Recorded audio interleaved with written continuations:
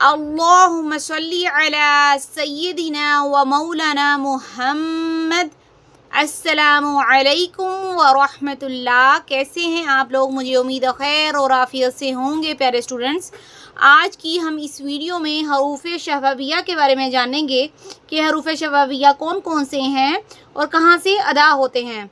इसको शफ़वी मखरिज भी कहते हैं, ठीक है। हरूफ शफ़वी को शफ़वी मखरिज भी कहते हैं, ठीक है। सबसे पहले देखें यहाँ पर हरूफ शफ़विया हमारे पास 4 है, फ़ा, बा, मीम और वाव। हरूफ शफ़विया ऐसे हरूफ जो होंठों से अदा होते हैं, ठीक है। कहाँ से अदा होते हैं? होंठों की मदद से अदा होते हैं। ऐसे हरूफ जो हमारे दोनों होंठों की मदद से अदा हों उसे हम हरूफ शफ़विया कहेंगे, ठीक है। जो कि हमारे पास 4 हैं, फ़ा, बा, मीम, वाव, ठीक है। आगे मखरिज देख लेते हैं। यहाँ पर हमारे पास सबसे पहले है फ़ा, ठीक है। ये फ़ा हमारे पास फ़ा का मखरिज क्या है? ऊपर वाले दांतों का किनारा और निचले होंठों का तड़ हिस्से से अदा होते हैं, फ़ा, ठीक है।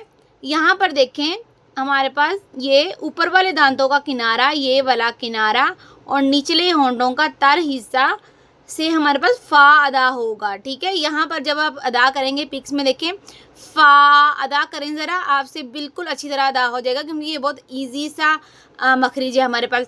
फ़ा एक अलिफ के बराबर इसको खींचना है, अदा करें, फ़ा, मेरे पीछे पीछे अदा करें, फ़ा। और नेक्स्ट है बा। बा जौन सा है ये होंठों के तर हिस्से से अदा होता है, ठीक है। बा कहाँ से होता है? होंठों के तर हिस्से से। तर हिस्सा कौन सा होता है? ये आगे वाला, अंदर वाला, ये वाला।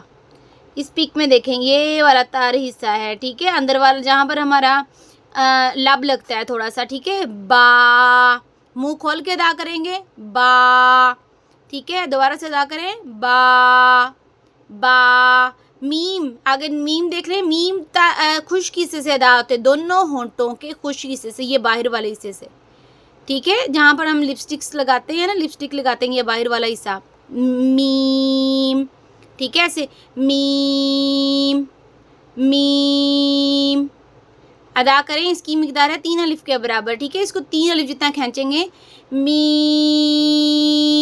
नाक में आवाज़ ना जाए आप लोगों की, इसलिए नाक में नहीं लेके जानी आवाज़, ठीक है। होंठों की तर हिस्से से आपने अदा करना है, बाहर से ये दोनों मिलाएंगे, ठीक है। बाहर वाले हिस्से मिलेंगे, मीम, ठीक है। नेक्स्ट है वाव, ठीक है। ये देखिए होंठों की गुलाई से अदा होते हैं। इसकी डेफिनेशन क्या होगी? मखरिज क्या होगी? होंठों की गुलाई से ये अदा होगा, वाव, ठीक है।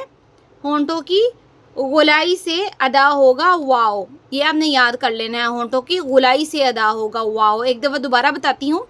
फ़ा का मखरिज क्या है? ऊपर वाले दोनों ऊपर वाले दांतों का किनारा और निचले होंठ के तर हिस्से से अदा होता है, फ़ा। बा दोनों होंठों के तर हिस्से से अदा होता है, बा। और खुश्क हिस्से से कौन सा अदा होता है? मीम, दोनों होंठों के खुश्क हिस्से से मीम अदा होता है। वाव कौन से होंठों की? गुलाई से अदा होता है। अब इसको हम पढ़ लेते हैं, यहाँ पर देख लें, ठीक है।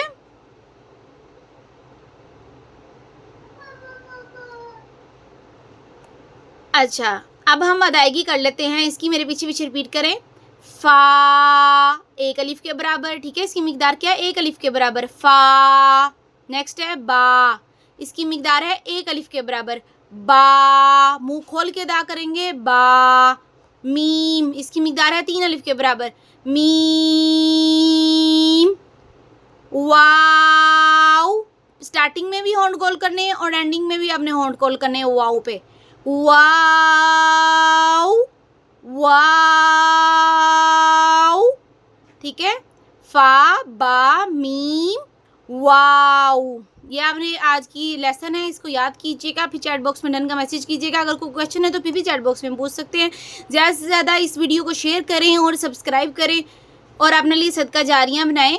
और अल्लाह ताला हमें कुरान पाक सही तरीके से पढ़ने, समझने और अमल करने की तौफीक अता फरमाए, आमीन या रब्बुल आलमीन। मुझे उम्मीद है कि आप ज़्यादा से ज़्यादा प्रैक्टिस करेंगे प्यारे स्टूडेंट्स। दुआ में याद रखिएगा। अस्सलामु अलैकुम व रहमतुल्लाह।